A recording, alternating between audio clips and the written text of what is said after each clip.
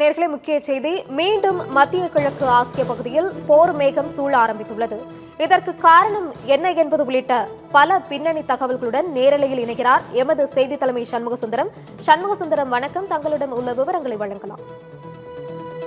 அதாவது மத்திய கிழக்கு ஆசிய நாடுகள் போர் மேகம், போர் சூழல் எல்லாம் தற்போது இல்லை என்ற அமைதியான ஒரு சூழல் இருப்பது போல் காணப்பட்டது. இந்த சூழ்நிலையில் நேற்று முதல் மீண்டும் அங்கு போர் சூழல், பதற்றம் தொற்றிக்கொள்ள ஆரம்பித்திருக்கிறது என்றுதான் கூற வேண்டும். என்னால் இம்முறை ஈரான் தான், கடந்த முறை இஸ்ரேல் தான் முதல் அடியை வைத்தது, இம்முறை ஈரான் முதல் அடியை வைத்திருக்கிறது.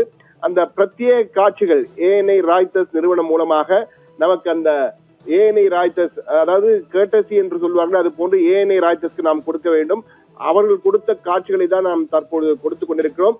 ஈரானுடைய கப்பற்படை தற்போது நவீன போர் பயிற்சிகளை மேற்கொண்டிருக்கிறது. அதாவது பொதுவாக அந்த அந்த அந்த வளைகுடா பகுதியிலே ஓர்முஸ் ஜலசந்தி மற்றும் பெர்ஷியன் வளைகுடா பகுதிகள் ஈரானினுடைய புரட்சிகர ராணுவத்தினர், அதாவது ஈரானியன் ரிபப்ளிக் கார்ட்ஸ் IRG என்று கூறுவார்கள், அந்த புரட்சிகர ராணுவ படையினர் கையில் தான் அந்த கட்டுப்பாடு இருந்து வந்தது இதுவரை. தற்போதைய சூழலிலே அங்கு ஏமன் வளைகுடா மற்றும் இந்திய பெருங்கடல் பகுதியிலே தனது போர் கப்பல்களை வைத்து இந்த போர் பயிற்சியை, 2 நாள் தீவிர பயிற்சியை, நேற்றும் இன்றும் அந்த போர் பயிற்சியை ஈரான் மேற்கொண்டிருக்கிறது. இந்த போர் பயிற்சியிலே பல ஸ்பெஷல் ஐட்டம்களை வைத்திருப்பதாக ஈரான் அதிகாரப்பூர்வமாக கூறியிருக்கிறது. என்ன ஸ்பெஷல் ஐட்டம் என்றால், இதுவரை பயன்படுத்தப்படாத ஏவுகணைகளான நசீர், கதர், கதீர் போன்ற நவீன ஏவுகணைகளை வைத்திருக்கிறது. இவை அனைத்தையும் வைத்து ஒருங்கிணைந்த வகையிலே தாக்குதல் பாணியிலே எப்படி செயல்பட வேண்டும் என்பதை இந்த போர் பயிற்சியிலே சோதித்து பார்த்திருக்கிறது ஈரான் என்று குறிப்பிடத்தக்கது. அதுவும் இலக்குகளை துல்லியமாக குறிவைத்து நிலத்திலும் அதே போன்று கடலிலும் கப்பல்களை அழிப்பது, கப்பல் உள்ள இலக்குகளை அழிப்பது, நீர்மூழ்கிகளை அழிப்பது என பல்வேறு வகைகளிலே இந்த ட்ரோன்கள் மற்றும் அதே போன்று எலக்ட்ரானிக் வார்ஃபேர் என்ற புதிய நவீன கால போர் முறையான மின்னணு பயன்படும் போர் முறை ஆகியவற்றையும் தற்போது இந்த போர் பயிற்சியின் போது சோதித்து பார்த்திருக்கிறது ஈரான். ஈரானுடைய இந்த செய்கை என்பது அமெரிக்கா, இஸ்ரேல் போன்ற நாடுகளை தற்போது ஒரு அச்சுறுத்தலை கொடுத்திருக்கின்றது கூட கூறலாம். அந்த வகையில் தான் இருக்கிறது. ஏனென்றால் ஈரானுடைய ஸ்டேட்மெண்ட் இந்த போர் பயிற்சி முடிந்தவுடன், போர் பயிற்சி நடக்கும் போதே அவர்கள் கூறியிருப்பது, இது வழக்கமான ஒன்றுதான் என்றாலும், இந்த போர் பயிற்சி என்பது வழக்கமான ஒன்றுதான் என்றாலும், ஜூன் மாத போருக்கு பிறகு தங்களுடைய பலம், போர் பலம் வலுவாக இருக்கிறது என்பதை உணர்த்தும் செயலாகத்தான் இந்த போர் பயிற்சியை நாங்கள் உலகிற்கு சொல்கிறோம். இந்த போர் பயிற்சி சொல்லும் செய்தி அதுதான். ஈரான் இன்னும் வலுவாக இருக்கிறது. கடந்த ஜூன் மாத போர் 12 நாள் போர் நடந்தது. அந்த போர் நிறுத்தம் ஏற்பட்டு போர் முடிந்து விட்டது.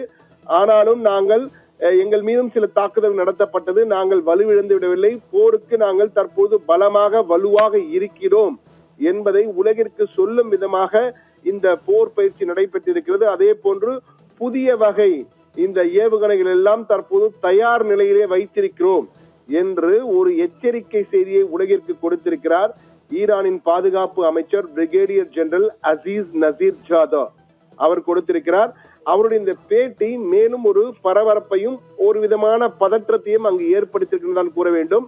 ஆனால் இந்த போர் பயிற்சி தொடர்பாக இஸ்ரேல் அல்லது அமெரிக்கா ஆகிய இரு நாடுகளுமே இதுவரை அதிகாரப்பூர்வமாக எந்த அறிக்கையும் வெளியிடவில்லை. ஆனால் இந்த போர் பயிற்சியானது குறிப்பாக இந்த கதர் மிசைல், அந்த கதர் ஏவுகணைகள் என்பது ஸ்டெல்த் ஏவுகணைகள் என்பார்கள். அதாவது மறைந்திருந்து தாக்கக்கூடிய, கப்பல்களை தாக்கி அழிக்கக்கூடிய ஏவுகணைகள் இது என்பது மிகவும் குறிப்பிடத்தக்கது. எனவே நசீர், கதீர், கதர் என்ற 3 வகையான ஏவுகணைகளை, இந்த நவீன வகை ஏவுகணைகளை ஈரான் தற்போது இந்த போர் பயிற்சியிலே பயன்படுத்தியிருப்பதால் அந்த பகுதியில் தற்போது போர் மேகம் சூழ்மோ என்ற ஒரு அச்ச உணர்வு ஏற்பட்டிருக்கிறது. ஆனால் இது வெறும் போர் பயிற்சி தான் என்பதையும் தெளிவுபடுத்தியிருக்கிறார்கள். ஆனால் இதற்கு பதிலடி கொடுக்கும் வகையிலே இஸ்ரேலோ அல்லது அமெரிக்காவோ போர் பயிற்சியில் அங்கு ஈடுபட்டால் என்ன நடக்கும் அடுத்து என்று பல கண்கள் தற்போது அந்த நகர்வுகளை கண்காணிக்க ஆரம்பித்திருக்கிறேன் என்பதுதான் தற்போதைக்குள்ள நிலைமை. நிக்கிதா, விவரங்களுக்கு நன்றி சண்முகசுந்தரம்.